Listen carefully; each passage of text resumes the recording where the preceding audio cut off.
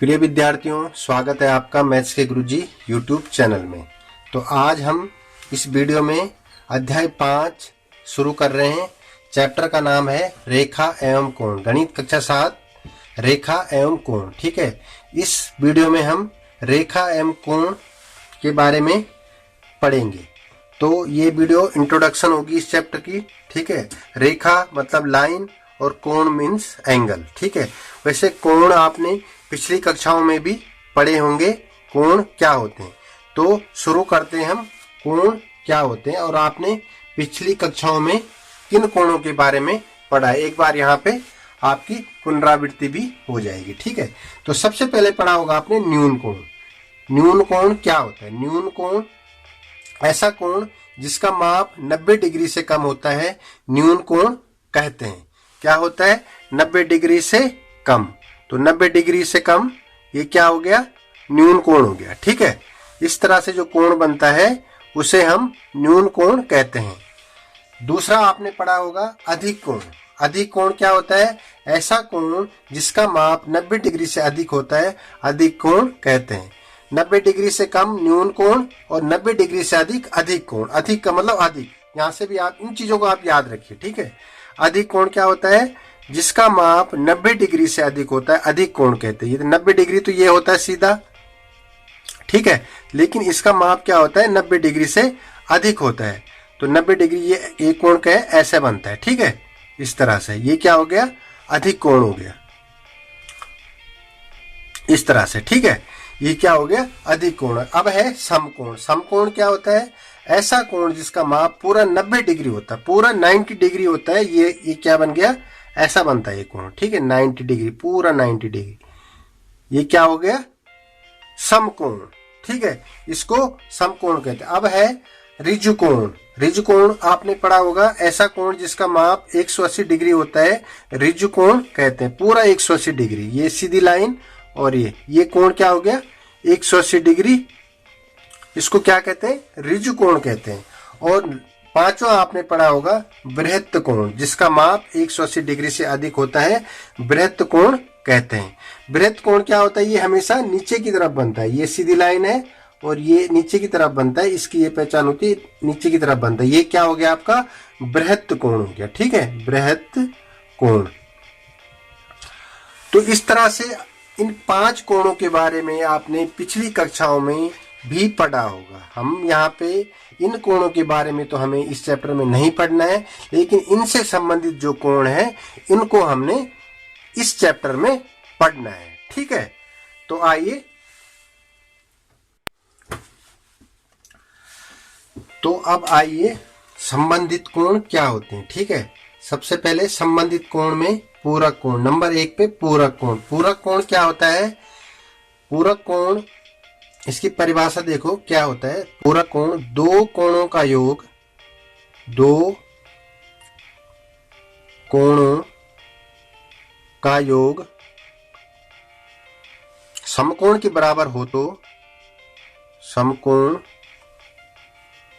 के बराबर हो तो ऐसे कोणों को, ऐसे कोणों को पूरक कोण कहते हैं। ठीक है, पूरक कोण कहते हैं। इसलिए हमने आपको पहले बताया कि समकोण क्या होता है। समकोण ऐसा कोण जिसका माप 90 डिग्री होता है। ठीक है, जिसका माप क्या होता है? 90 डिग्री होता है, वो क्या होता है? समकोण। तो दो कोणों का योग समकोण के बराबर, अगर दो कोण है, एक है 30 और एक है 60 डिग्री, एक है 30 डिग्री और एक है 60 डिग्री, इन दोनों कोणों का योग कितना हो गया? 90 डिग्री। तो दो कोणों का योग समकोण के बराबर हो तो ऐसे कोण को पूरक कोण कहते हैं। अर्थात आप ऐसे भी लिख सकते हैं, वे कोण, अर्थात वे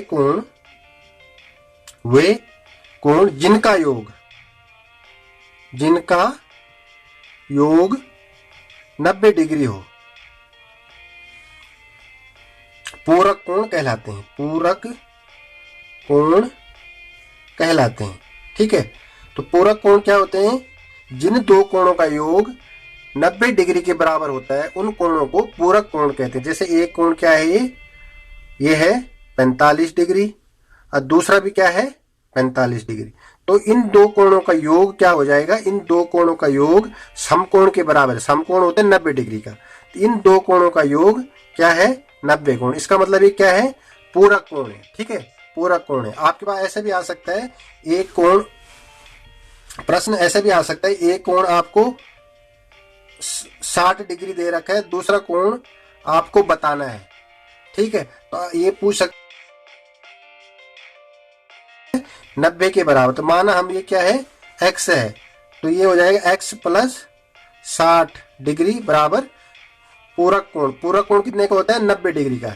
यहां से हमें x का मान ज्ञात हो जाएगा। ठीक है, तो x का मान कैसे करेंगे? जैसे हमने पिछले समीकरण किया था, बराबर 90 डिग्री माइनस 60 डिग्री।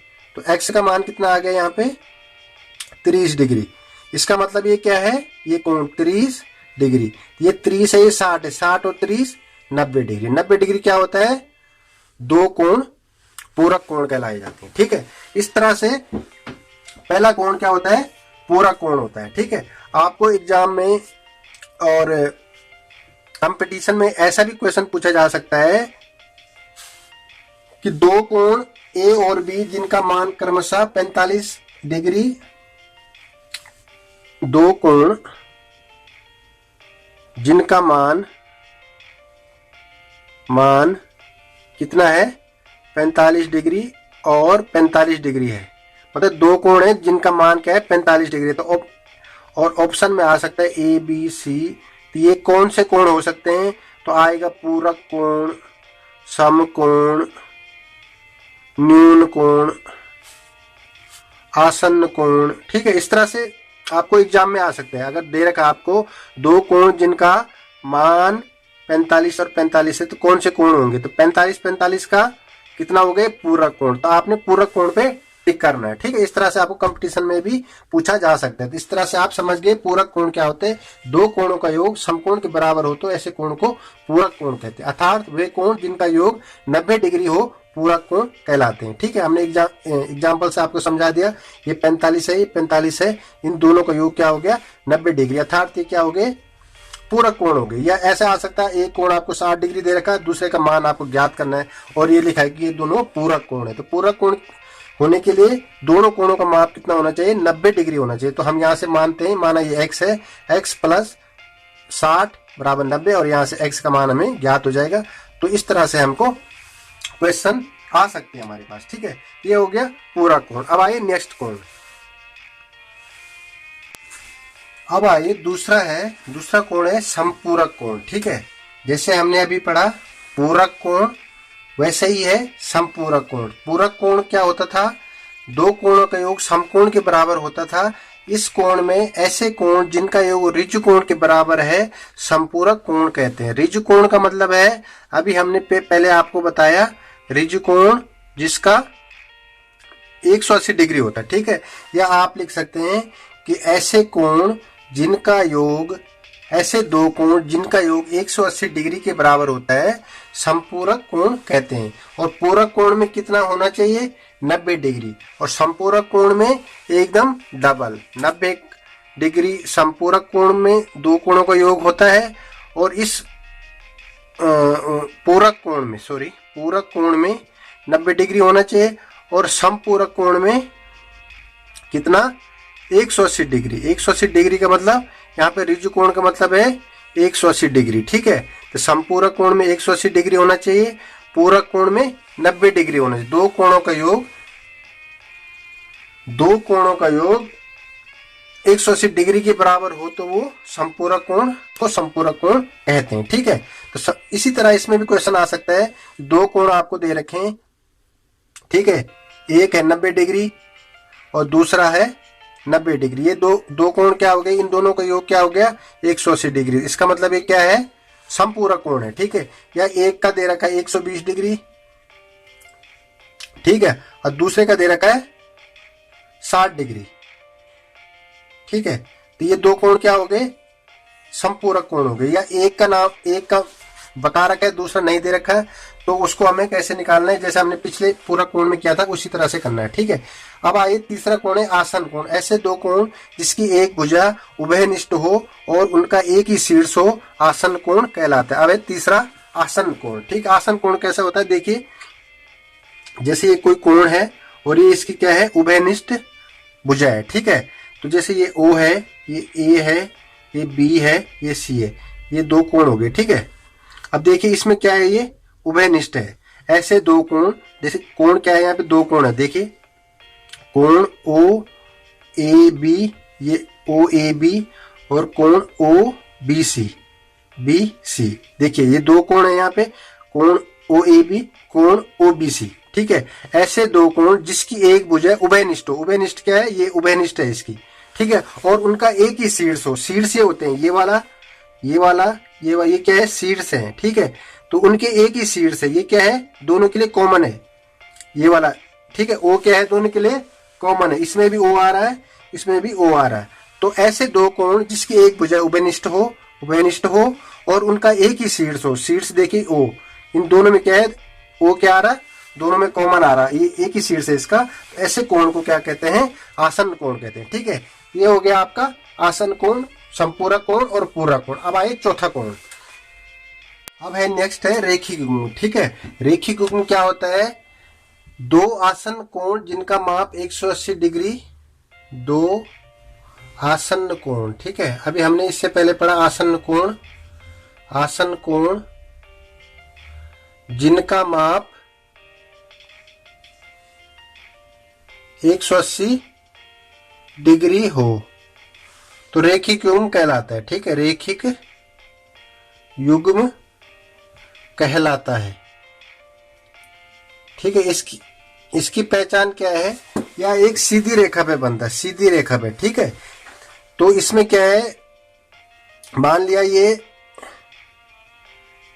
कितना है, 110 डिग्री है और ये कितना है, 70 डिग्री है।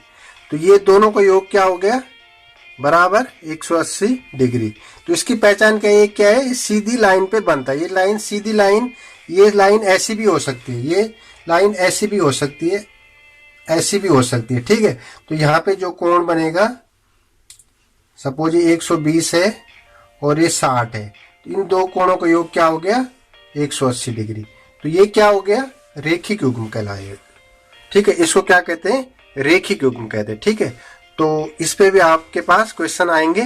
ठीक है, तो रेखिक युग्म की पहचान है, ये एक सीधी लाइन पे बनता है और दो आसन कोण जिनका माप 180 डिग्री हो, रेखिक युग्म कहलाता है। ठीक है, बस ये चीज आपको याद रखनी है। अब आइए नेक्स्ट वाले पे। अब है नंबर 5वां और अंतिम, ऊर्ध्वाधर सम्मुख कोण। ऊर्ध्वाधर सम्मुख कोण क्या होता है, जब दो लाइन एक दूसरे को प्रतिच्छेदित करते हैं। जैसे एक लाइन ये है और एक लाइन ये है। ठीक है, तो जब ये कोण, जब ये अब देखिए ऊर्ध्वाधर सम्मुख कोण, ये जब दो लाइनें एक दूसरे को काटती है या प्रतिच्छेदित करती है, तो ये जो कोण बनते हैं ये क्या कहलाए जाते हैं, ऊर्ध्वाधर सम्मुख कोण। मतलब इसके सामने, सपोज ये 60 डिग्री का है तो ये भी 60 डिग्री का ही होगा। ठीक है, आमने सामने के ये ऊर्ध्वाधर सम्मुख कोण कहलाए जाते हैं। तो ऐसा भी हो सकता है, ऐसा और ऐसा। ठीक है, तो ये क्या हो गए, एक दूसरे के आमने सामने के कोण हो गए। अगर ये 120 होगा, ये भी 120 ही होगा। ठीक है, ये इसके आमने सामने क्या हो गया, ये इसका हो गया। ठीक है, अगर ये 60 है, ये भी 60 ही होगा। ठीक है, इस तरह से ये कोण क्या होते हैं, ऊर्ध्वाधर सम्मुख कोण होते हैं। ठीक है, तो इस तरह से संबंधित कोण हमारे इसमें पूरे हो गए। ठीक है, इस पे आधारित आपको क्वेश्चन आगे प्रश्नावली में पूछे जाएंगे। ठीक है, वो हमें वहां पे बताएंगे। तो इस तरह से ये संबंधित कोण आपके कंप्लीट हो गए। अब करेंगे हम रेखाओं के बारे में। ठीक है, रेखाएं क्या होती है। अब कोण के बारे में हम संबंधित कोण बता चुके हैं आपको। अब पढ़ेंगे रेखा। रेखाएं क्या होती है। यहाँ पे मुख्यतः 3 रेखाएं हैं, प्रतिच्छेदी रेखाएं, तिर्यकछेदी रेखाएं और समांतर रेखाएं। देखिए प्रतिच्छेदी रेखाएं क्या होती है। ठीक है, जो एक दूसरे को ऐसे काटती है, ठीक है, प्रतिच्छेद करती है। ये रेखाएं क्या होती है, प्रतिच्छेदी रेखाएं कहते हैं, ठीक है। और यहाँ पे जो ये दोनों रेखाएं जहां पे काटती है एक दूसरे को, इसको प्रतिच्छेदी बिंदु कहते हैं। क्या कहते हैं, प्रतिच्छेदी बिंदु, ठीक है। ये हो गई आपकी प्रतिच्छेदी रेखाएं। जो रेखाएं एक दूसरे को प्रतिच्छेद करती है या एक दूसरे को काटती है, प्रतिच्छेदी रेखाएं कहते हैं, ठीक है। ये हो गया आपकी प्रतिच्छेदी रेखाएं। अब ये तिर्यकछेदी रेखाएं, जैसे ये दो रेखाएं हैं, ठीक है, ये दो रेखाएं हैं, इस पे अगर कोई रेखा ऐसी इसको काट रही है तो ये रेखा, ये क्या हो गई, तिर्यकछेदी रेखाएं हो गई, ठीक है, तिर्यकछेदी। ये हो गया आपकी तिर्यकछेदी रेखाएं, ठीक है। अब है तीसरा समांतर रेखाएं। समांतर रेखाएं मतलब ये समांतर रेखाएं हैं, ठीक है। ये रेखाएं आपस में कहीं मिलेगी नहीं, समांतर आगे बढ़ेगी, ठीक है। तो ये रेखाएं क्या हो गई, समांतर रेखाएं होगी। तो इससे संबंधित जो भी क्वेश्चन होंगे आगे प्रश्नावली में आपको बताएंगे हम, ठीक है। आप फिलहाल इनको इतना ही समझिए, प्रतिच्छेदी रेखाएं ऐसी होती है, तिर्यकछेदी रेखाएं ऐसी होती है और समांतर रेखाएं ऐसी होती है, ठीक है। तो ये हो गई आपकी रेखाएं।